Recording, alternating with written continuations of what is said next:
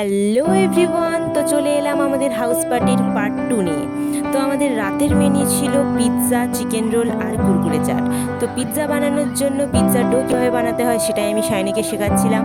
তারপর pizza do R chicken রোলের do বানানোর পর আমরা দেখলাম যে আমাদের পিৎজার জন্য সসই নেই। তো আমি সবাই মিলে আমরা সস কেনার জন্য বাইরে গেলাম শাইনিদের কাছাকাছি একটা দোকানে। তো আমরা এইসব করতে করতে দোকানে যাচ্ছিলাম।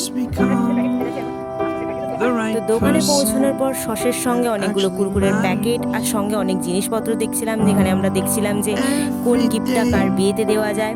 তো আমি তো ডিসাইড করে নিয়েছিলাম যে ওই গলার সেটগুলোই সবাইকে দেব। তারপর আমরা ফিরে আসছিলাম রাস্তায়, আস্তে আস্তে আমরা হারিয়ে গেছিলাম কোথায় যাব। তারপরে এসে আমাদের পিৎজা ডোটা সুন্দরভাবে শাইনি সুন্দর সুন্দর হাত দিয়ে তৈরি করলো। মেন প্রসেস শুরু হয়ে গেল আমাদের পিৎজার জন্য। তো একে একে করে সব ইনগ্রিডিয়েন্ট আমরা অ্যাড করলাম। তারপর সব অ্যাড করার পর ফাইনাল আমরা চিজ দিলাম।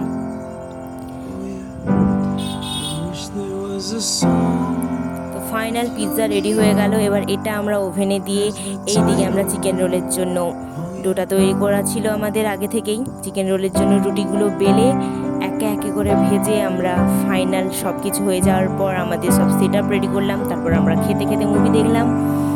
তারপর সেখানে ঘুমিয়ে গেছিলাম। তারপর সকাল হলো। বাই বাই গাইজ, ভালো লাগলে অবশ্যই সাবস্ক্রাইব।